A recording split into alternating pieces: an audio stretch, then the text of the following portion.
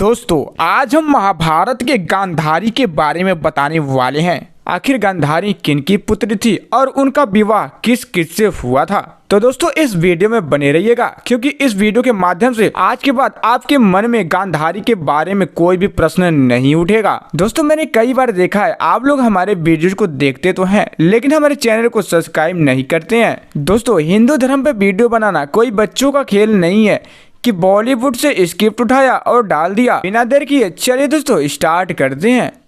दोस्तों गांधारी का चरित्र भारत की उन पवित्रता नारियों में अग्रणी है जिनमें अपनी पति भक्ति के आदर्श के साथ साथ अपने ही सिद्धांतों पर चलकर जीना सीखा था।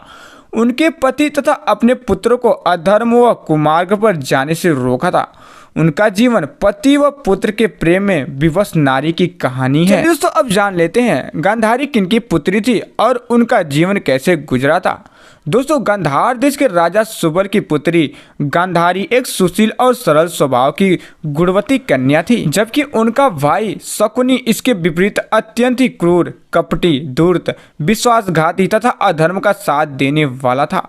गांधारी का विवाह जब अंधे धृतराष्ट्र से हुआ तो उसने भी अपनी आंखों पर पट्टी बांध ली थी।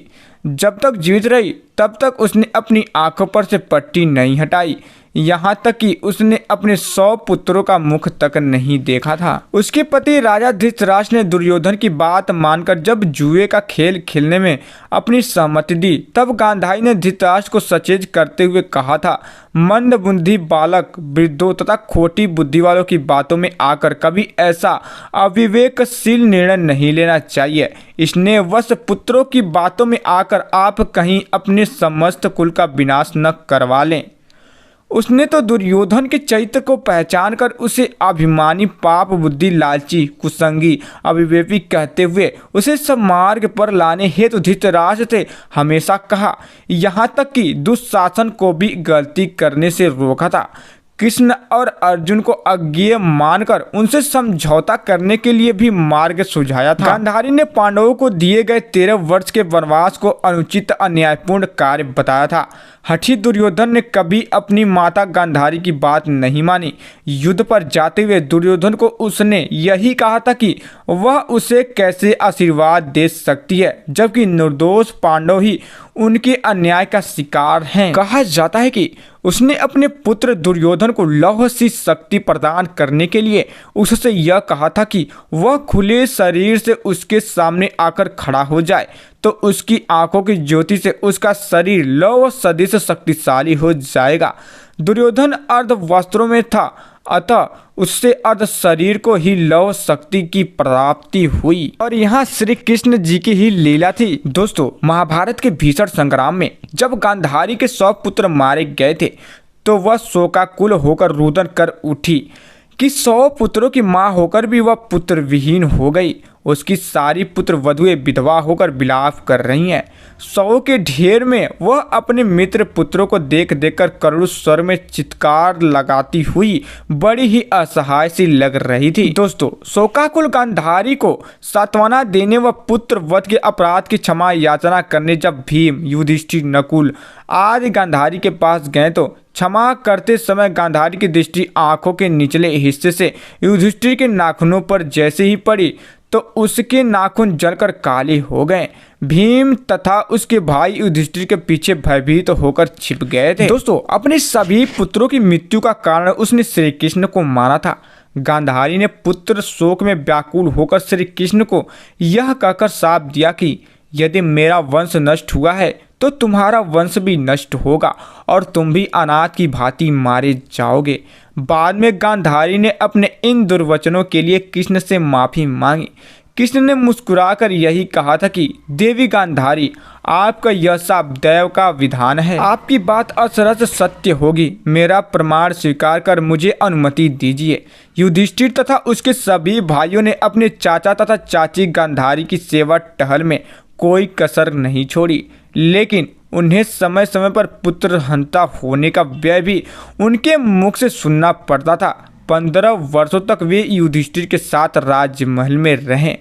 युधिष्ठिर से उन्होंने वन गमन करने की आज्ञा मांगी, जिसे युधिष्ठिर ने अस्वीकारा था। किंतु महर्षि व्यास के आदेश पर उन्होंने गांधारी, कुंती, विदुर और संजय के साथ वन गमन की आज्ञा दी। वन में महर्षि वेदव्यास के आश्रम में जाकर गांधारी ने अपने पति धृतराष्ट्र तथा विधवा बहुओं के मन की शांति के लिए मृत 100 पुत्रों के पुनः दर्शन की इच्छा प्रकट की। साथ ही सुभद्रा के लिए अभिमन्यु व द्रौपदी के 5 पुत्रों के पुनः दर्शन कराकर उनका मोह और शोक कम करने हेतु प्रार्थना की, जिसे वेद व्यास ने पूरा किया। जीवन के अंतिम क्षणों में गांधारी, कुंती और धृतराष्ट्र ने स्वेच्छा से अपनी प्राणाहुति दे दी। महाभारत के इतिहास में गांधारी का चरित्र नारी पात्रों में अपनी श्रेष्ठता के कारण उभर कर न केवल सामने आता है, अपितु नारी हृदय के अच्छे व बुरे दोनों भावों का मनोवैज्ञानिक रूप प्रस्तुत करता है। उनका जीवन पत्नी तथा पुत्र धर्म की दुविधा में फंसी हुई विवश नारी की एक महान चरित्र गाथा है। दोस्तों, पौराणिक कथाओं के अनुसार गांधारी की 2 शादी हुई थी। बहुत से लोगों ने गांधारी के पहले विवाह की यह कहानी नहीं सुनी होगी कि गांधारी का विवाह पहले हस्तिनापुर के महाराज धृतराष्ट्र के साथ नहीं बल्कि एक बकरे के साथ हुआ था। दोस्तों, बताया जाता है कि जब गंगा पुत्र भीष्म नेत्रहीन धृतराष्ट्र के साथ गांधारी के विवाह का प्रस्ताव लेकर गांधार पहुंचे तो वहां के राजा सुबल ने इस प्रस्ताव को स्वीकार कर लिया। बहरहाल शादी के बाद जब धृतराष्ट्र को गांधारी के पहले विवाह और उसके विधवा होने की बात का पता चली तो वह आग बबूला हो गया और पूरे गांधार राज्य को समाप्त करने के लिए उस पर आक्रमण कर दिया। और बताया जाता है कि गांधारी की जन्म के समय जब उसकी कुंडली बनाई गई तो उसकी कुंडली में एक दोष सामने आया। पंडितों ने गांधारी के पिता सुबल को बताया कि शादी के बाद उनकी पुत्री विधवा हो जाएगी, क्योंकि जिस व्यक्ति से गांधारी की शादी होगी उसकी मौत निश्चित है। गांधारी का सुहाग बचा रहे, इस समस्या का हल निकालने के लिए उसके पिता ने पंडितों की सलाह पर उसका विवाह एक बकरे से करवाकर उसकी बलि दे दी। ऐसा करने के बाद गांधारी की कुंडली से विधवा होने का दोष हट गया। बाद में गांधारी का विवाह हस्तिनापुर के धृतराष्ट्र से करवाया गया। विवाह से पूर्व गांधारी को नहीं पता था कि धृतराष्ट्र दृष्टिहीन है, लेकिन अपने माता पिता की लाज रखने के लिए उसने शादी कर ली। जैसे ही भगवान शिव से विशेष आस्था रखने वाली गांधारी को यह पता चला कि जिस व्यक्ति से गांधारी का विवाह हो रहा है वह नेत्रहीन है, तो तभी से गांधारी ने भी अपनी आंखों पर पट्टी बांध ली, क्योंकि गांधारी का मानना था कि यदि उसके पति नेत्रहीन हैं तब उसे संसार को देखने का अधिकार नहीं है। लेकिन तब गांधारी के भाई शकुनी को अच्छा नहीं लगा।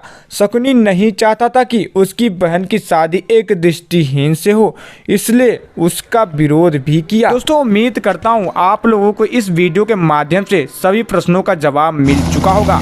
दोस्तों, अगर यह वीडियो पसंद आए हो तो हमारे चैनल को प्लीज़ सब्सक्राइब करके बेल आइकन को भी प्रेस कर लीजिएगा। तो दोस्तों, फिर मिलेंगे, तब तक के लिए जय हिंद, जय भारत और वंदे मातरम।